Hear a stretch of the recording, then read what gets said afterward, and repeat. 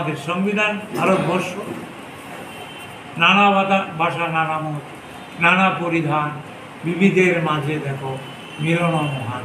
আমরা সবাইকে নিয়ে চলতে চাই, কিন্তু এই সাম্প্রদায়িক দল যে কোনো সময় আমি আপনাদের বলছি, এই গভর্নমেন্ট আপনার তার টেনিউর পূর্ণ করতে পারবে না।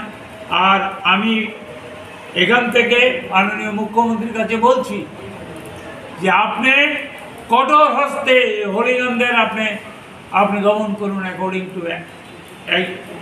টু আপনার অ্যাক্ট বিএনএস অ্যাক্ট 2023 ওদেরকে আপনি সাহায্য করুন। আদারওয়াইজ ত্রিপুরার জনগণ কাউকে ছেড়ে দেবে না।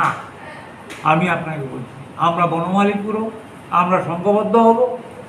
আমার বক্তব্য হল নির্বাচনের মাধ্যমে নিশ্চিত তোমরা সরকারে আসো।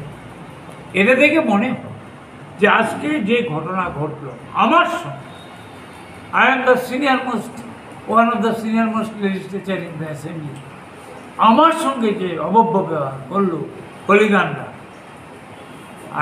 I think whether they were in sense or not, this is not my concern. কিন্তু যেটা করলো এটা আমার পলিটিক্যাল লাইফে কোনোদিন দেখিনি।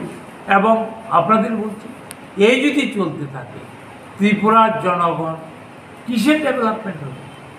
বেকারত্বে ভারতবর্ষের মধ্যে ত্রিপুরা সবচেয়ে বেশি, 9.3 আছে, এখানে 14.4 আমি কাগজ দিয়েছি। হাইস্ট আনএমপ্লয়েড, বেকারদের জন্য কিছু নাই, কৃষকদের জন্য কিছু নাই, শ্রমিকের জন্য নেই। আপনার রেগা, যেটা রেগা মানে rural employment guarantee act, REGA national, যখন অন্যান্যরা তারা বলছিল না এটা আমাদের, তখন মহাত্মা গান্ধী রেগা, এই রেগাতে বছরে 30-40 দিন কাজ হয় না। এটা ইউপিএ গভর্নমেন্ট করেছিল। এটা মিনিমাম কাজ করতে হবে 100 days, ইফ নট মোর, 100 দিন মিনিমাম করতে হবে, বেশি দিন হতে পারে।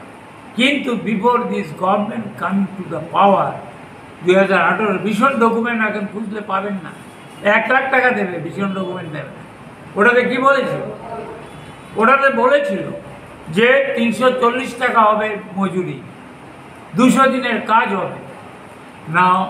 এখন 227 টাকা